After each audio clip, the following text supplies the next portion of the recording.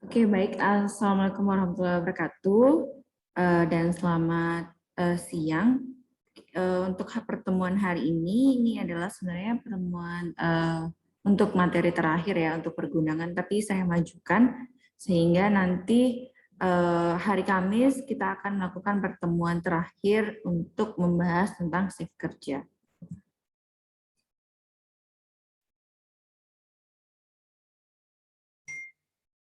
Oke, jadi definisi gudang itu sendiri adalah suatu tempat atau bangunan yang digunakan untuk menyimpan barang baik berupa bahan baku ataupun barang setengah jadi ataupun barang jadi, sehingga gudang ini merupakan komponen penting dalam suatu rantai pasok. Jadi teman-teman harus kembali memperhatikan definisi gudang itu bukan hanya untuk menyimpan bahan baku saja atau bahan jadi saja, tapi juga bisa kita gunakan untuk menyimpan barang-barang atau bahan setengah jadi. Ya, itu juga termasuk gudang. Nah, rantai pasok itu melibatkan kegiatan seperti sourcing atau mencari bahan baku ya, kemudian produksi dan distribusi barang serta penanganan bahan baku dan barang dalam proses produksinya hingga dia menjadi produk jadi. Nah, dalam pergudangan di sini kegiatannya akan berkaitan dengan penerimaan, penyimpanan, juga pengiriman barang, baik dari bahan ke proses produksinya ataupun ke lokasi distribusi. Ini beberapa foto contoh untuk pergudangan ya.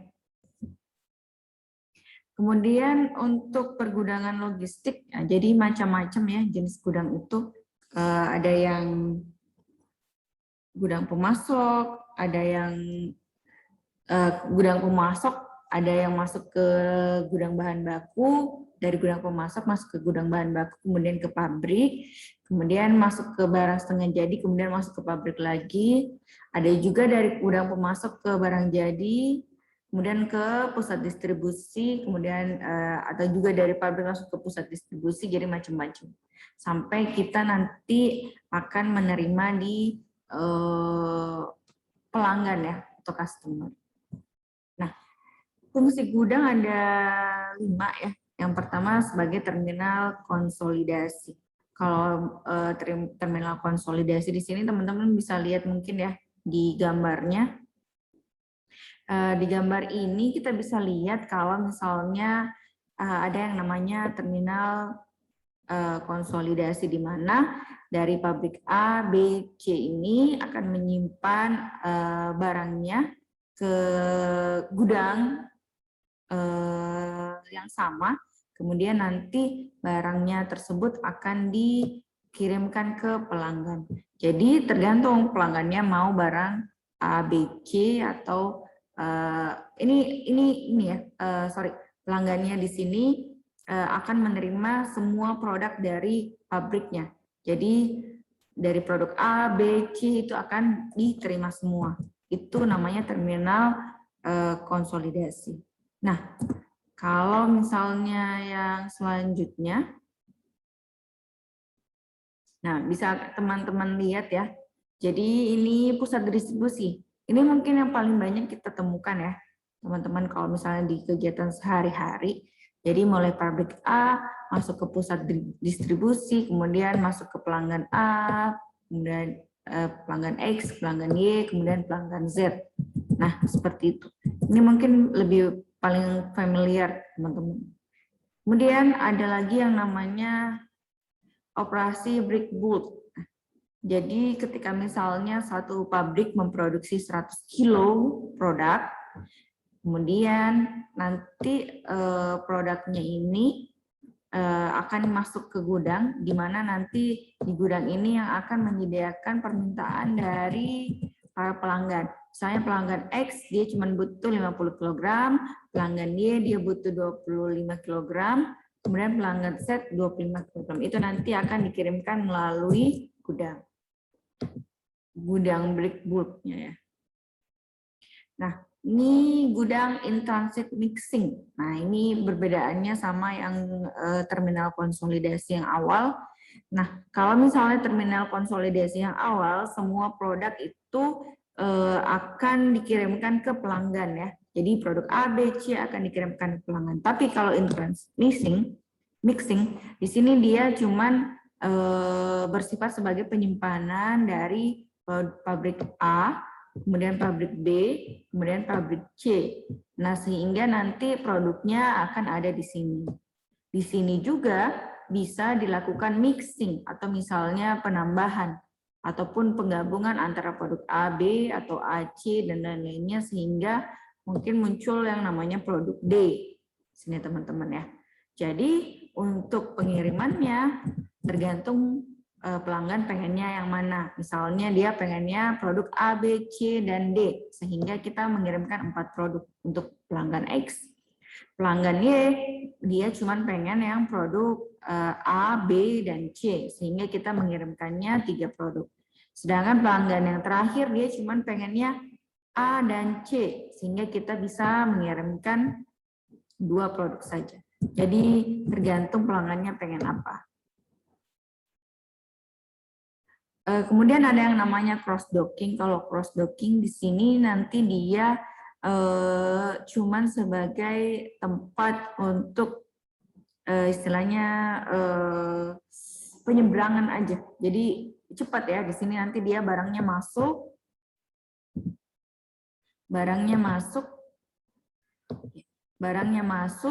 tidak tinggal dalam beberapa hari ya. Jadi di sini barangnya masuk langsung dikirim. Itu namanya cross docking. Perbedaan dari yang sebelum-sebelumnya, kalau yang tadi pabriknya bisa jadi barangnya tersimpan 1-2 hari atau bahkan sebulan, tapi kalau cross docking dia tidak ada penyimpanan, dia cuma sebagai terminal transportasi semacam seperti itu, sehingga nanti barangnya masuk langsung masuk ke transportasi kembali. Itu namanya cross docking. Nah, dalam aktivitas pergudangan ada beberapa hal yang teman-teman harus perhatikan ya. Mulai dari, ini contoh sederhananya saja, ilustrasinya untuk aktivitas pergudangan. Jadi mulai dari unloading bahan baku, kemudian diperiksa, kemudian habis itu disimpan, kemudian kalau misalnya ada order, penerimaan, kemudian disortasi atau dipilih sesuai dengan orderan ya, kemudian baru dikirimkan.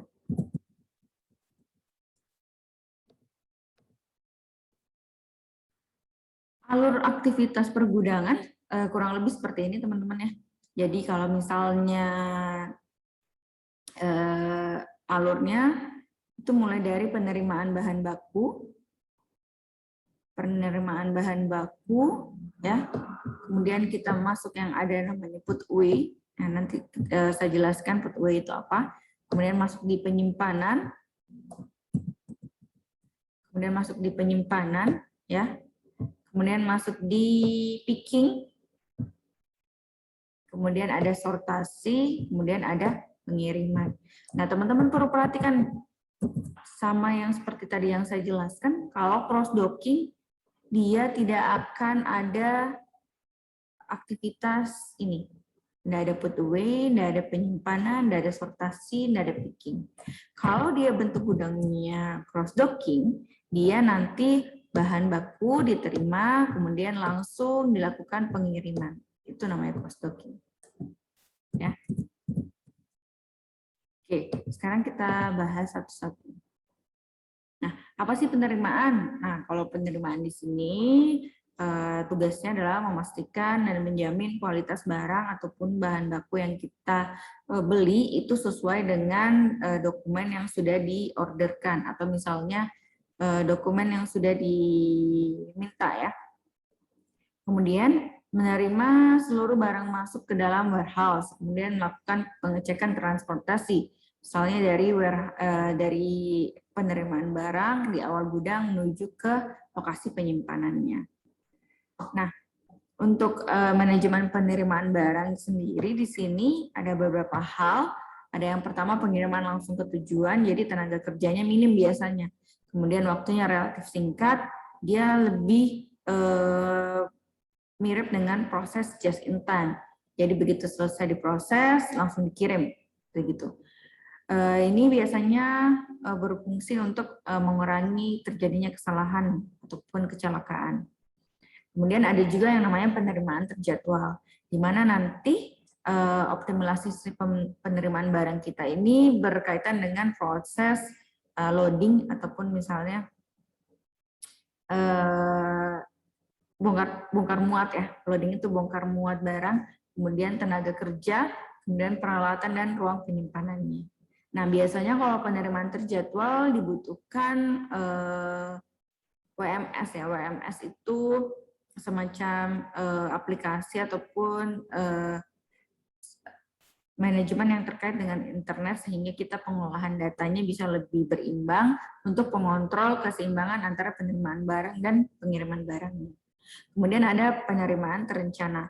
Kalau misalnya penerimaan terencana, dia di sini lebih detail ya, lebih detail mulai dari palet apa yang digunakan, kemudian dokumennya lebih jelas, ada label dan biasanya tercetak ya, kemudian optimalisasi penyimpanannya lebih terencana, mulai dari awal dia masuk jam berapa, kemudian akan dikirim pakai apa, nah itu lebih detail dibandingkan dengan yang terjadwal. Kemudian masuk ke manajemen penerimaan barang. Jadi teman-teman bisa lihat ya di sini ada beberapa cara penerimaan barang. Jadi ada namanya penerimaan langsung. Kalau penerimaan langsung dia dari vendor shippingnya langsung diterima. Jadi masuk ke receipt, put away, storage, picking, shipping langsung ke customer, penerimaan customer ya. Kalau cross docking dia biasanya dibagi dengan 3 tahap. Misalnya vendor shipping ke penerimaan, kemudian dari penerimaan ke shipping lagi, kemudian shipping ke customer. Nah, teman-teman bisa lihat ini perbedaannya kurang lebih ya. Istilahnya kalau penerimaan tradisional itu jedanya justru lebih lama ya. Jadi istilahnya jauh lebih memakan waktu sebenarnya. Tapi kalau misalnya pemilihannya jenis penerimaan seperti apa berarti tergantung barangnya juga. Kalau memang butuh pengecekan yang ekstra, mungkin bisa pakai yang penerimaan tradisional sehingga kualitasnya benar-benar terjamin. Kemudian ada yang namanya put away. Nah, put away ini adalah proses penempatan barang pada saat barang sudah berada di lokasi penyimpanan. Biasanya dilakukan untuk rak-rak tinggi. Ada 2 macam put away. Yang pertama direct put away, kemudian directed put away.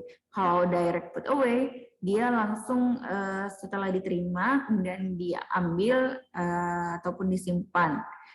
Kemudian kita lihat ya, yang mana rak yang kosong sehingga kita langsung simpan di situ. Nah ini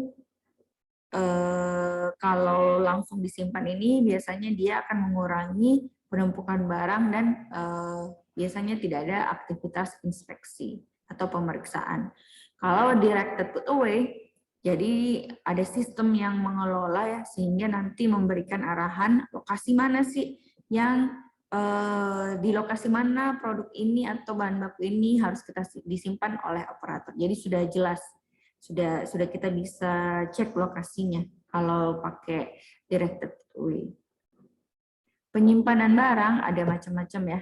Jadi ada storage, biasanya di sini kalau storage itu di sini artinya aktivitas dalam menyimpan barang dalam suatu area penyimpanan. Kemudian penyimpanan itu tidak harus di atas palet. Jadi dapat dilakukan dalam rak-rak kecil tergantung barangnya seperti apa.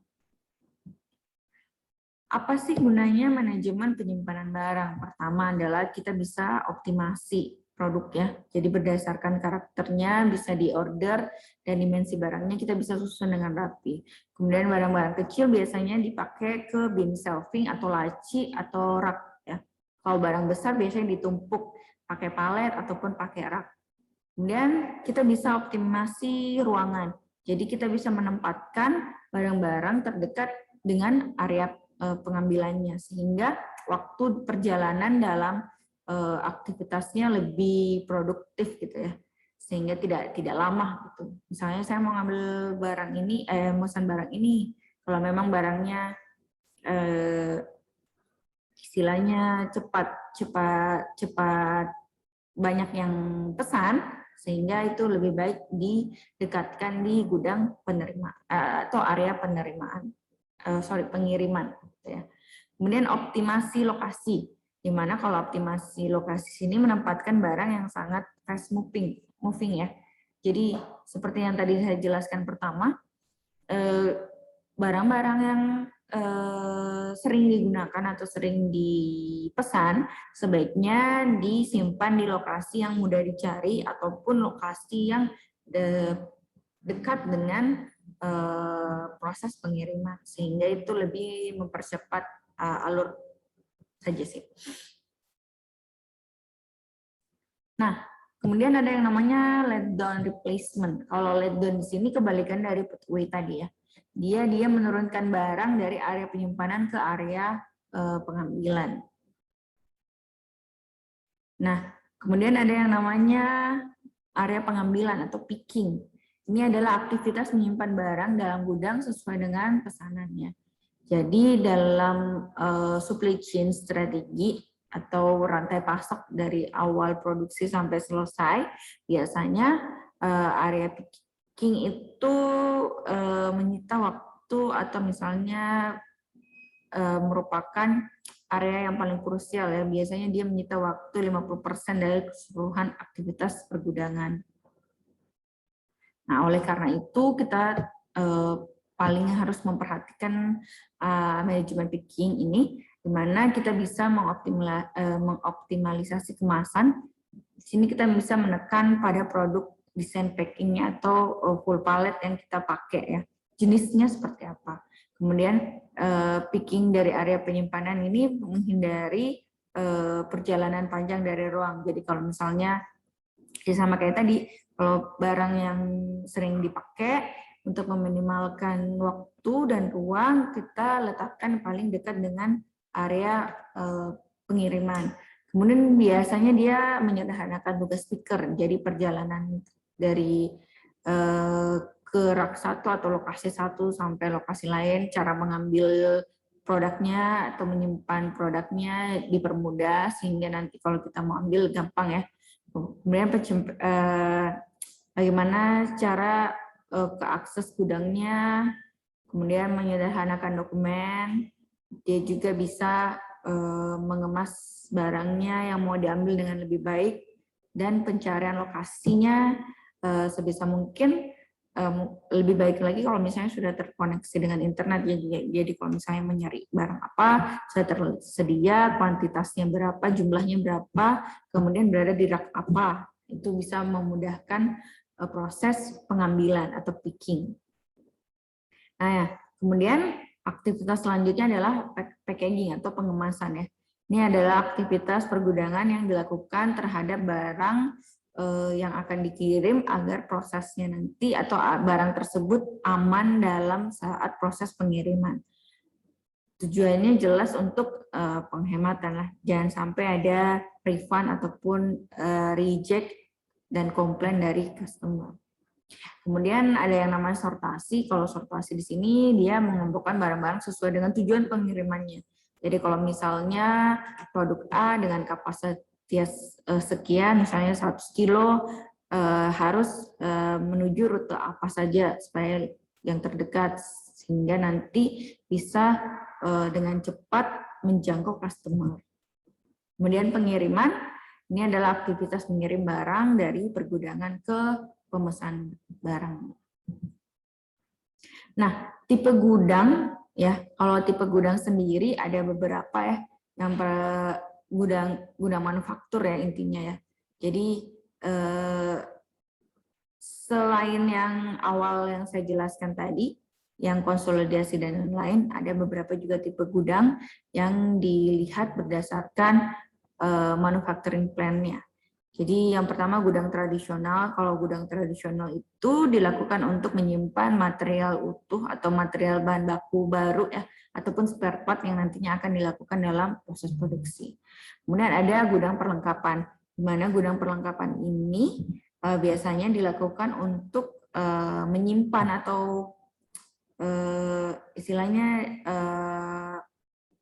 menyimpan barang-barang ataupun elemen ataupun perlengkapan yang digunakan untuk memperlancar proses produksi. Jadi beda ya, tadi bahan baku, yang sekarang perlengkapannya.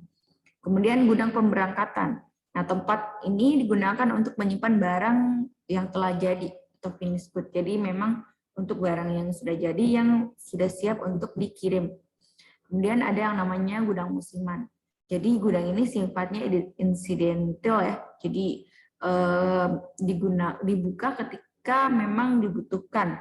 Contohnya mungkin pada saat musim Lebaran, mungkin permintaannya naik, nah itu baru digunakan, produksi naik, kemudian langsung dibuka gudang insidental juga, sehingga barang jadi ataupun bahan bakunya bisa tertampung di situ. Nah, ada juga yang namanya gudang pokok. Kalau gudang pokok ini dia meliputi penerimaan barang jadi, kemudian dari sini dia akan menyimpan barang tersebut sebelum dikirim ke distributor. Kemudian gudang distribusi, kalau gudang distribusi itu jelas ya punyanya supplier nanti, sehingga nanti kita bisa mengirimkan ke supplier A, B, C, seperti itu.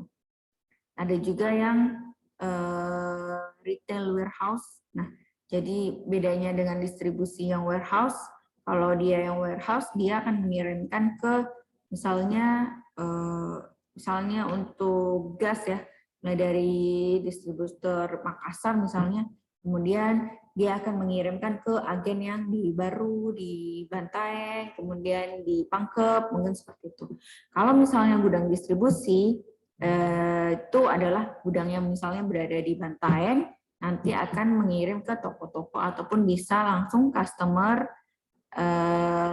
yang langsung beli di situ. Bedanya seperti itu. Nah, tentu saja dalam sistem pergudangan administrasi ini sangat penting ya, sehingga nanti dalam penyelenggaraannya yang berkaitan dengan kebutuhan dokumentasi atau data dari pergudangan itu dapat mempermudah semua kegiatan, sehingga kita bisa melihatlah produknya itu mulai dari awal sampai akhir itu seperti apa.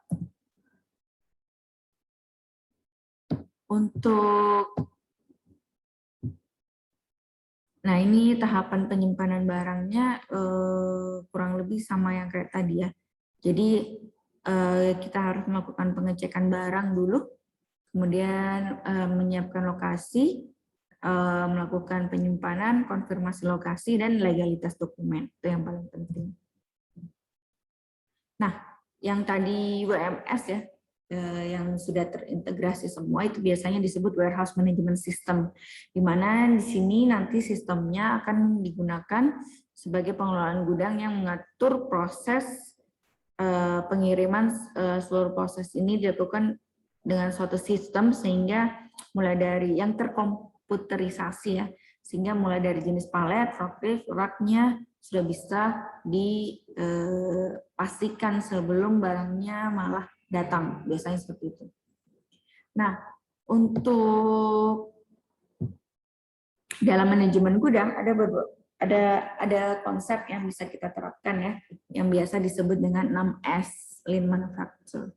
Jadi ada yang namanya sortasi, ada set in order, ada shine, ada standardize, ada safety, ada sustains atau disiplin. Jadi kalau misalnya sortasi, di sini kita harus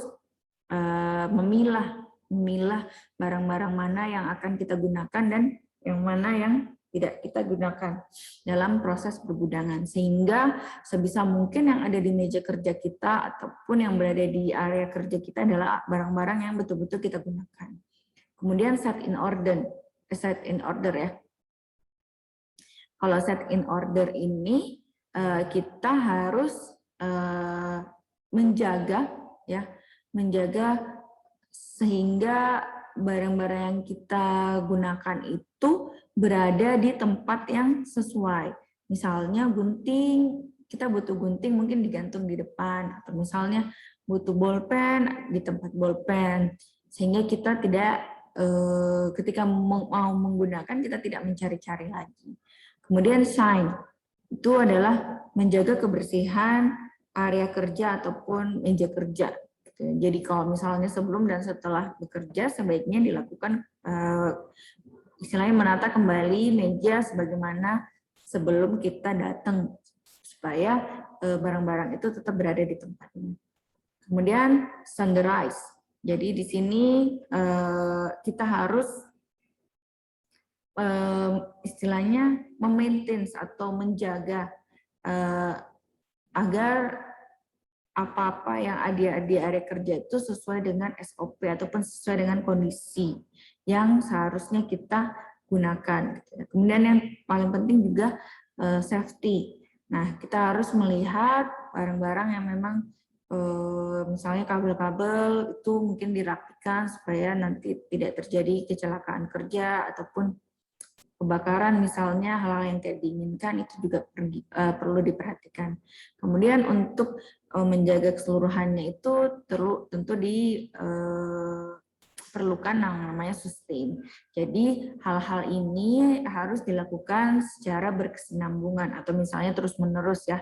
Jangan sampai hari ini aja melakukan 6S, besok sudah enggak. Nah ini harus tetap di-maintain secara disiplin sehingga nanti membangun kebiasaan kita ataupun membangun istilahnya kebiasaan dalam bekerja kita.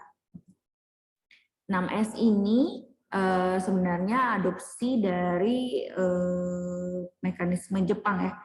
Biasanya kalau di Inggris biasanya pakainya 6S, kalau di Jepang juga 6S. Kalau di Jepang itu namanya Seiri, Seiton, Seiso, Setsuke, Setsuke, Sensu. Nah, kalau misalnya di Indonesia kan, dia artinya 5R dan plus S. Nah, jadi kalau misalnya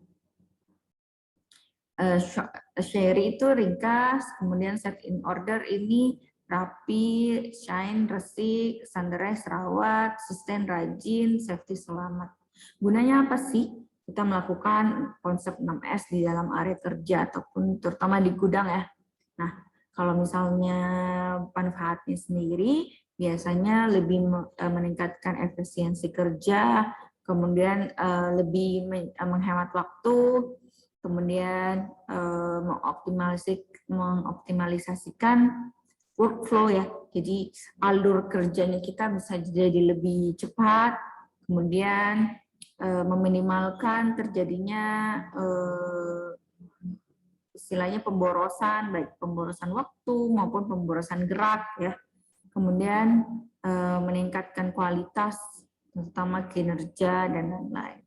Sehingga nanti kita bisa mendapatkan dari habit, teman-teman bisa bayangkan ya, dari habit yang sekecil ini aja, nanti kita bisa mendapatkan dampak yang luar biasa untuk perusahaan kita.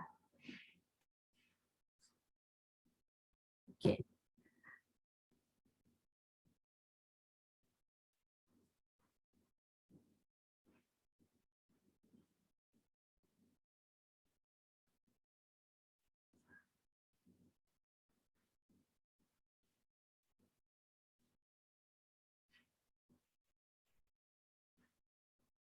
Ya, untuk selanjutnya ada sistem penyimpanan dan material handling. Material handling itu artinya proses pengangkutan.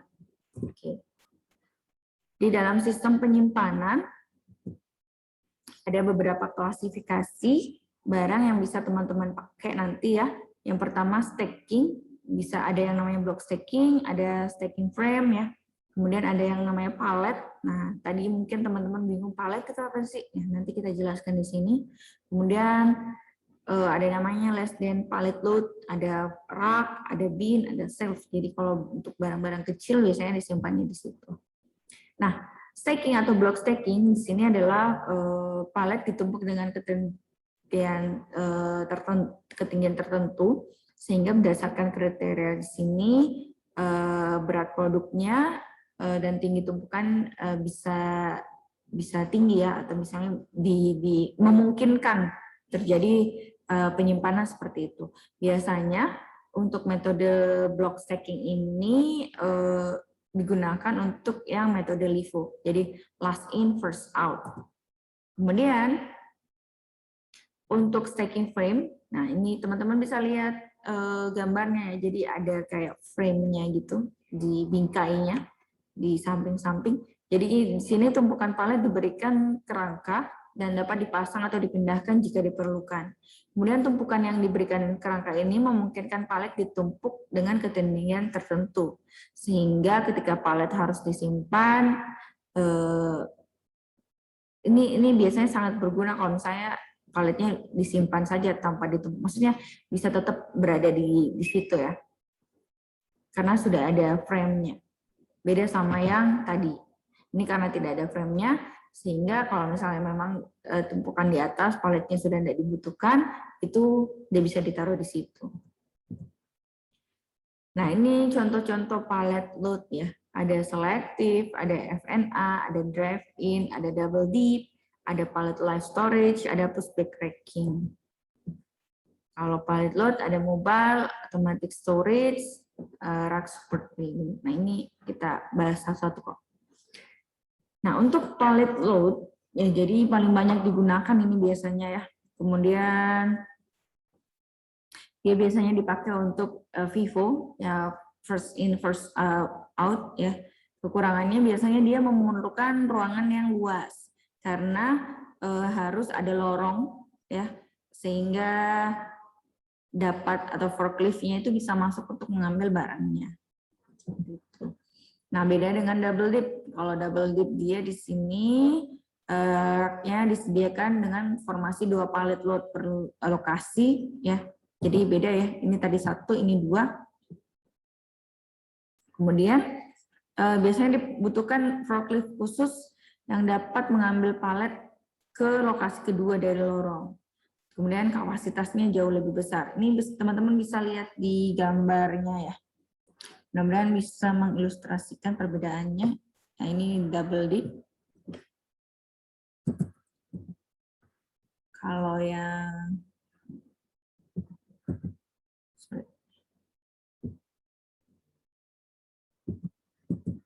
kalau ini tadi dia satu-satu ya, single-single.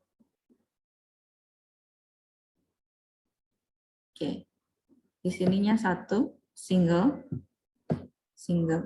Nah, kalau double dip tadi dia 2 di sini.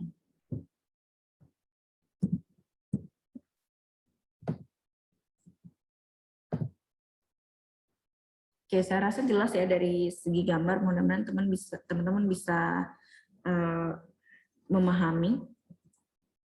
Kemudian FNA, very narrow ISO. Di sini strukturnya raknya mirip selective rack, cuman lorongnya jauh lebih sempit ya. Jadi di sini dia bergerak maju mundur saja, tidak bisa melakukan putaran ininya untuk mengambilnya. Cuman maju mundur, tidak bisa melakukan putaran. Kemudian keunggulannya di sini dia proses pengambilannya cepat ya. Kemudian stok rotasinya juga cepat. Ordernya pengambilan ordernya juga cepat. Kemudian penggunaan ruangannya jauh lebih banyak yang bisa digunakan. Kemudian untuk palet live storage-nya, ini teman-teman bisa lihat ilustrasinya di sini ya. Ini memindahkan palet dari satu sisi ke sisi lain dengan prinsip gravitasi, sehingga bisa menggunakan conveyor juga ya, sehingga yang biasanya dipakai ini adalah konsep first in first out. Metode ini digunakan untuk barang-barang yang mutasinya tinggi. Jadi pergerakannya tuh cepat teman-teman ya. Jadi teman-teman bisa lihat ilustrasinya, dia pakai sistem gravitasi. Jadi untuk masuknya, masuknya bisa di sini ya. Masuknya di sini, kemudian nanti dia akan turun ya. Kemudian bisa diambil di sini, sehingga bisa diproses pengiriman di sini seperti itu. Atau juga bisa langsung turun ke bawah.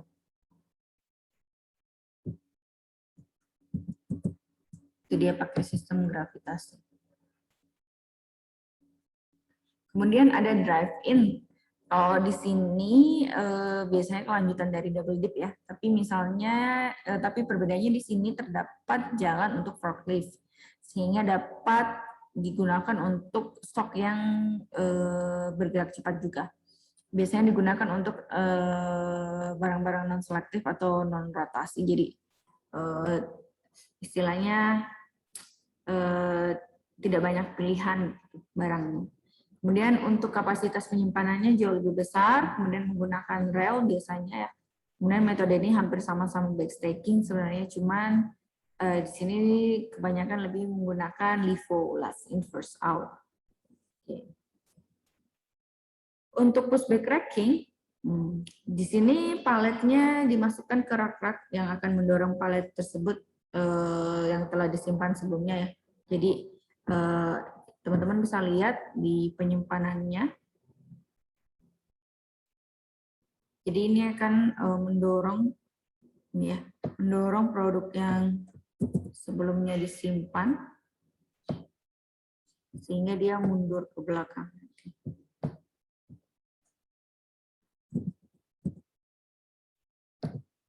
Oke, biasanya kalau sistem seperti ini menggunakan yang LIFO, last in first out.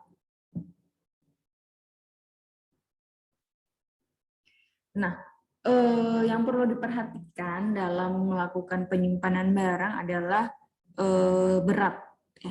Jadi teman-teman ketika misalnya melakukan penyimpanan, dicek dulu beratnya seperti apa.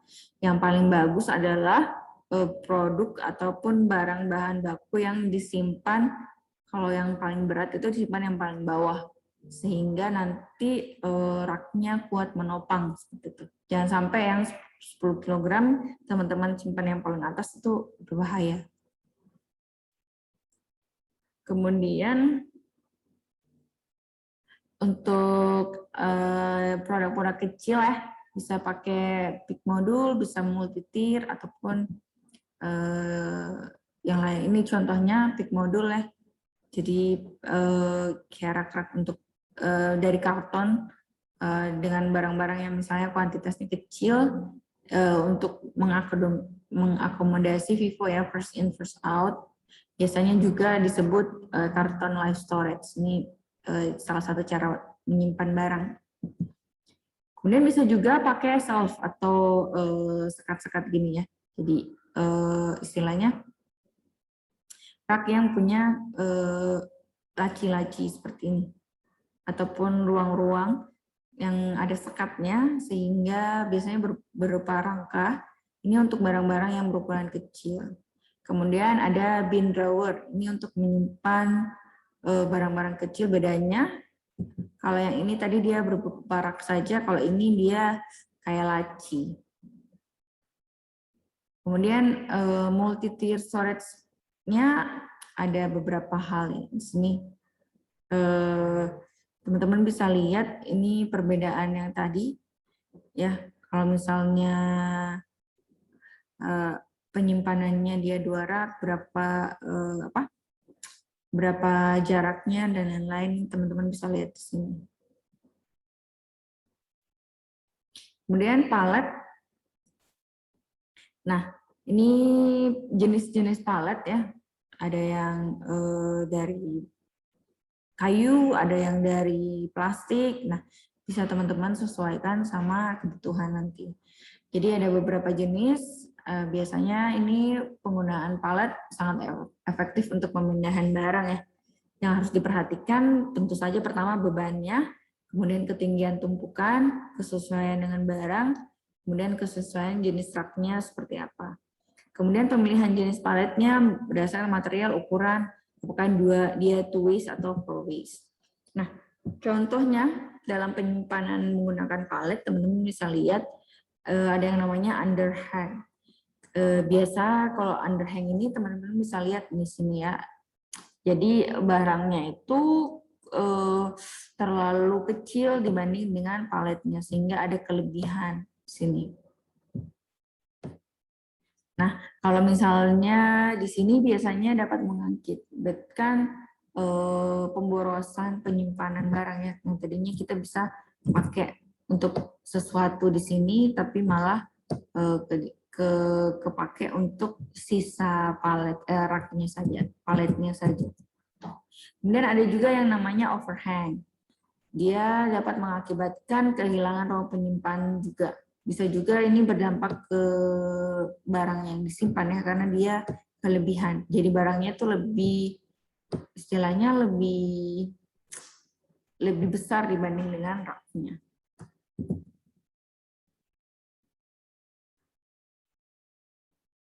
Nah, pola penumpukan yang paling bagus tuh yang kayak gimana sih? Misalnya nih, tadi kan teman-teman sudah lihat, kalau seperti ini kan sebaiknya tidak dilakukan ya, karena ada beberapa hal, mulai dari pemborosan ruang juga bisa berakibat fatal untuk barang yang disimpan. Nah, cara penyimpanan karton di atas palet, contohnya ini ya, bisa berbentuk blok ya, teman-teman bisa lihat, kemudian bisa berbentuk bridge, atau misalnya kayak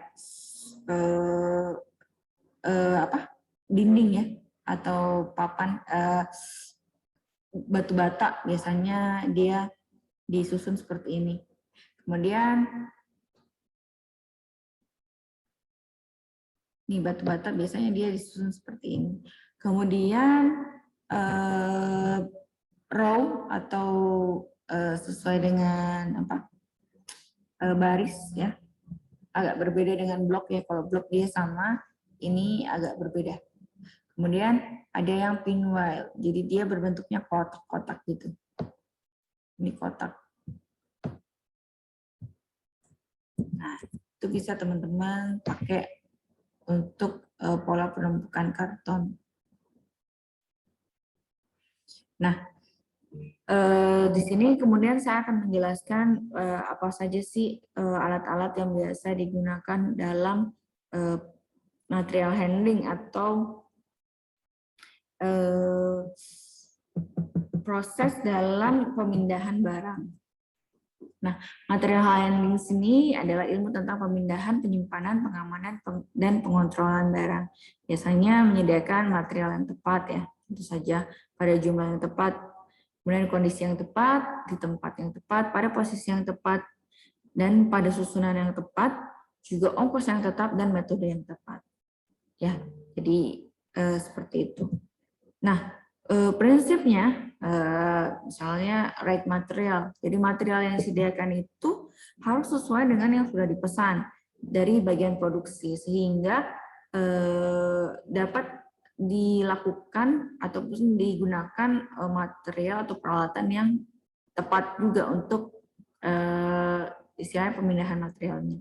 Jadi kayak misalnya kalau bahan-bahan yang pecah belah atau misalnya barang-barang yang zat-zat berbahaya itu kan penanganannya justru berbeda-beda ya. Pasti tidak sama dengan produk biasa. Kemudian right amount. Jadi jumlah yang disediakan itu oleh bagian material harus sesuai dengan yang dibutuhkan. Right condition. Jadi sesuai dengan kondisi, misalnya tidak ada yang rusak, tidak ada yang cacat, ataupun diurutkan berdasarkan susunannya dan lain-lain. Kemudian right place, di mana menempatkan material langsung di lokasi akhir yang siap untuk digunakan, tidak berada di tengah-tengah jalan yang misalnya di gang. Kemudian urutan yang tepat untuk penanganan material, misalnya penyederhanaan kerjanya bagaimana, efisiensi manufacturing-nya bagaimana. Biaya tentu saja untuk mendesain efisiensi biaya. Jadi teman-teman perlu tahu nih, bukan berarti biaya rendah itu selalu bagus ya. Kalau memang misalnya diperlukan penanganan yang ekstra, misalnya untuk bahan baku yang kimia ataupun yang berbahaya, nah itu memang harus dilakukan sesuai dengan prosedurnya. Jangan sampai kita istilahnya mau memindahkan dengan biaya yang lebih rendah, tapi tidak sesuai dengan standar prosedur, sehingga biasanya terjadi kecelakaan kerja. Nah, itu kan jauh lebih merugikan, seperti itu maksudnya. Waktu yang tepat.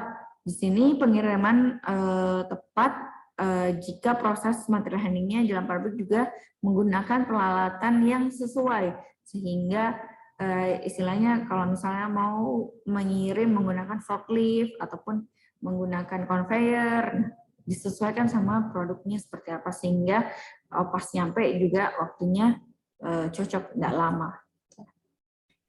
Kemudian dalam proses material handling ada beberapa dasar yang harus diperhatikan. Yang pertama dasar perencanaan, mulai dari material apa, kapan, dan bagaimana, dan siapa yang mengirim. Kemudian standardized principle, di mana kita menggunakan standar-standar yang sesuai dengan aturannya, mulai dari alat dan lain-lain. Kemudian dasar pekerjaan yaitu meminimalkan kerja, di mana aliran materialnya bisa kita persingkat, atau misalnya alur prosesnya bisa kita singkat dengan pemindahan material. Kemudian ergonomi principle, di mana pekerja juga harus melakukan kerja sesuai dengan kaidah ergonomi, ya, sehingga tidak menyebabkan kelelahan ataupun tidak terjadi kecelakaan kerja. Kemudian unit load principle di sini adalah pemindahan barang, mulai dari apakah dia pakai kontainer ataukah pakai palet. Nah, jadi per unit, ya, apakah pemindahannya untuk sekali saja, seperti itu. Kemudian juga space utilization, pemanfaatan ruangan yang lebih maksimal. Kemudian dasar sistem, yaitu interaksi dari entity atau misalnya produk yang mau diambil ke pekerjanya secara keseluruhan. Kemudian automation principle, apakah menggunakan komputerisasi atau tidak. Dasar lingkungan, melihat apakah ketika misalnya kita melakukan ataupun melakukan pemindahan bahan baku itu dapat merusak lingkungan atau tidak, itu juga perlu diperhatikan. Kemudian life cycle cost, nah ini bagaimana berkaitan dengan cash flow, ya, atau keuangannya juga bisa, apakah dengan melakukan pemindahan itu justru malah menambah biaya ataupun malah mengurangi biaya, itu perlu diperhatikan juga. Jenis-jenis material handling, yang pertama troli. Nah, troli ini peralatan sederhana yang biasanya digunakan dalam pemindahan barang. Jadi teman-teman biasa, saya rasa lumayan sering ya melihat troli. Kemudian ada yang namanya hand lift.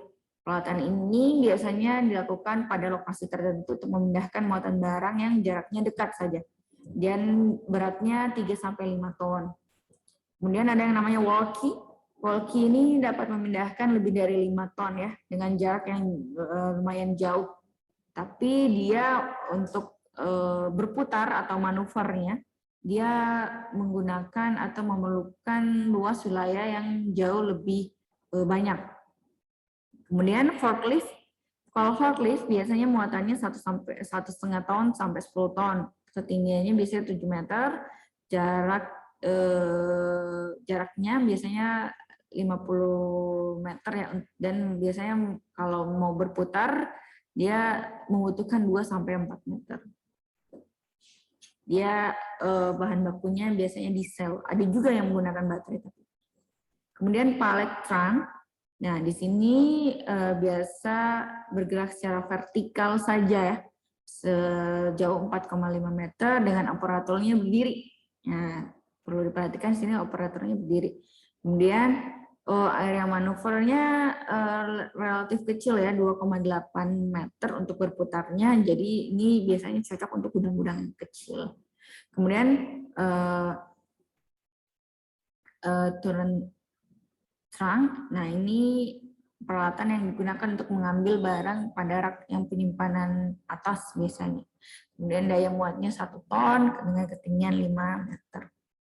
Kemudian reach trunk. Jadi ini peralatan yang dapat memindahkan barang setinggi 8 meter dan memerlukan area 2,5 meter untuk berputar. Nah, ini perbandingan beberapa jenis, ya.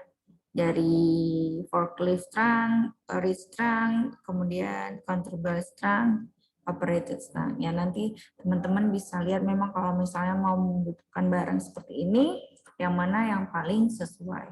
Jangan sampai karena gudangnya cuma 4 meter, tapi justru belinya yang forklift trunk. Nah, itu cenderung bisa jadi pemborosan. Jadi beli saja yang sesuai dengan kebutuhan gudang kalian. Cara bongkar muat yang benar, menggunakan forklift yang tepat, ya. Bisa teman-teman lihat di sini posisi penempatannya itu berada di lubang dari forkliftnya ya. Jadi ada kita masukkan forknya itu ke bagian forklift yang ada lubangnya. Nah, kalau misalnya seperti ini kira-kira gimana teman-teman? Apakah ini adalah termasuk kondisi yang safety? Nah, ini tidak bisa dicontoh ya, karena ini merupakan keadaan yang unsafety dan dapat menyebabkan cedera. Meskipun mereka mau istilahnya menyimpan barang, tapi tidak seperti ini caranya. Mungkin membutuhkan alat yang lebih tinggi lagi sehingga bisa memudahkan dalam proses penyimpanan. Oke, baik. Sekian saja pertemuan kita hari ini. Kurang lebihnya mohon dimaafkan. Jika ada pertanyaan, teman-teman bisa chat ya melalui WhatsApp ataupun mau komen di Classroom. Lebih dan kurangnya mohon dimaafkan. Wabillahi taufiq wal hidayah. Wassalamualaikum warahmatullahi wabarakatuh.